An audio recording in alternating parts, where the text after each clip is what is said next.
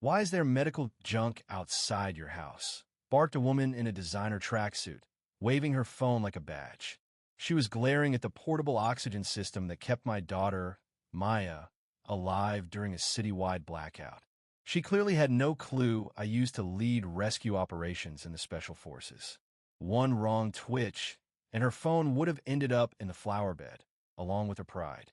"You can't leave that machine out here," she snapped, stepping onto the porch like she owned it. I stood between her and Maya's ventilator. Maya, barely 12, sat quietly in her mobility chair, looking up at me with wide eyes behind oversized glasses. "That's a medical unit," I said firmly, trying to stay civil. "It's keeping my daughter breathing." "Well, it's ruining the ambience of the neighborhood," she spat. "I'm head of the Greystone Terrace Civic Council. Section 11 says no visible external machinery." "She has a respiratory disorder," I said. "This isn't a garden gnome, it's life support." The woman, she introduced herself as Brenda Whitmore, crossed her arms and marched right past me into our house. "No exceptions," she hissed. "Your situation is unfortunate, but if you wanted flexibility, you should have moved to somewhere else." Maya's grip tightened around my wrist. Her hands were small and cold, not from illness but anxiety. "Brenda," I said, shifting into the tone that once made insurgents rethink their choices, "you're trespassing. Please leave." She ignored me and pulled out her phone. "You've got 1 hour to take that eyesore down, or the fines start rolling in. $750 a day. Non-negotiable." Then she added, "And don't try pulling the sick kid card. I've seen that trick before." Before I could respond, Maya's machine beeped, a slow, rising pitch that set every nerve in my body on edge. Her oxygen levels were dropping. I turned to check her vitals, speaking calmly to help her stay composed. Brenda, somehow missing the life or death urgency, muttered, "This is exactly what I mean. Noise pollution." When I turned around, I had enough. I didn't need a fight. I needed space. "Leave now," I said without raising my voice. Brenda didn't budge. "Or what?" she said, digging in her oversized purse. To my shock, she pulled out a small pistol. "I feel threatened," she stammered, pointing it vaguely in our direction. Big mistake. She held the weapon like it was a curling iron. Her finger danced way too close to the trigger, and her posture screamed, "This is for show." In 2 seconds flat, the pistol was in my hand, the slide locked, the magazine ejected.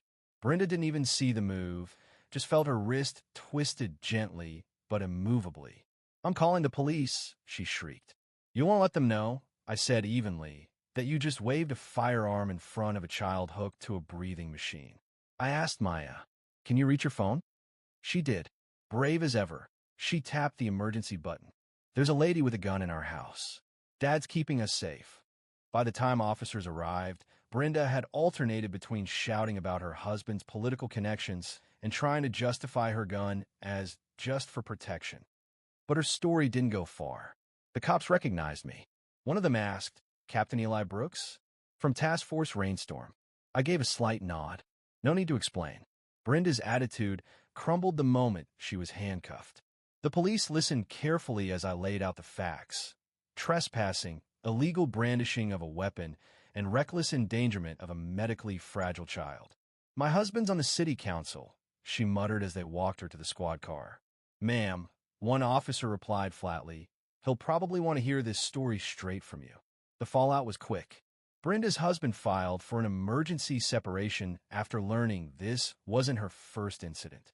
Turns out, she'd been terrorizing neighbors for years using HOA rules as weapons.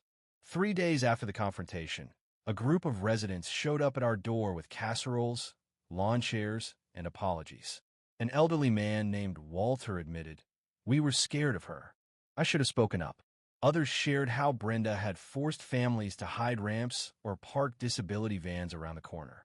As we listened, a few of them, contractors and handymen, started building a discreet shelter for Maya's generator.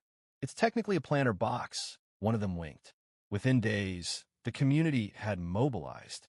They helped install a full backup power unit and rewrote the Greystone guidelines with what they now called the Maya Clause, guaranteeing exceptions for medical equipment and accessibility. Even Brenda faced consequences. But in a twist, she requested a restorative justice process. As part of her agreement, she volunteered at a children's rehab center, the same kind of place she once said Maya belonged in. 6 months later, Greystone held its first Community Inclusion Day. Maya was the guest of honor, her ventilator decorated with stickers from the neighborhood kids. Brenda showed up too, at a distance, wearing a plain volunteer shirt instead of pearls.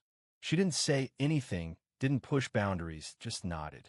That evening, as I helped Maya settle in, she asked quietly, "Do you think people can really change?" I thought about it. "Sometimes," I said. "If they want to." She smiled. "That's why you're my hero, Dad. Not 'cause you're strong. 'Cause you don't want to fight unless you have to." That hit harder than anything the military ever threw at me. Because she was right. The world didn't change overnight, but something in our little corner of it had shifted. After everything that happened, Maya and I didn't just feel safer, we felt seen. For the first time since moving in, our home actually felt like home. Not because the HOA changed its rules or because a troublemaker got arrested, but because people stepped up. They realized silence had a cost, and they decided they wouldn't pay it anymore. I watched Maya blossom in ways I hadn't seen in years. Less stress meant better sleep, fewer medical scares, and, most of all, joy. She started drawing again, pictures of kids with wheelchairs flying through the sky, powered by solar panels and friendship. I framed her first one and hung it in the hallway. She called it teamwork. The neighborhood changed too. People who used to look away now waved when they passed. Kids came over after school to play games with Maya or read comics. Walter organized a monthly accessibility check-in, where folks made sure ramps, generators, and backup systems were in working order for families who needed them. It wasn't about pity. It was about community. Even Brenda's name stopped coming up with dread.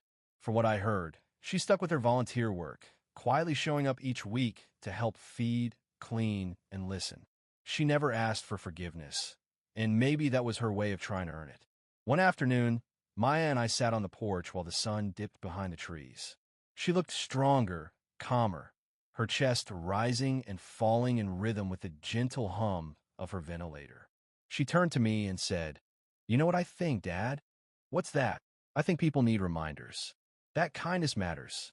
That rules shouldn't matter more than people. And that when one person stands up, others remember how to stand too." I didn't answer right away. I was too busy memorizing the way the light hit her face, too proud of the young woman she was becoming. Not because of what she had survived, but because of how she kept choosing hope again and again. She gave me a crooked little smile. "I'm glad we didn't move." "Me too," I said. That night, as I turned off the porch light, I realized something simple but profound.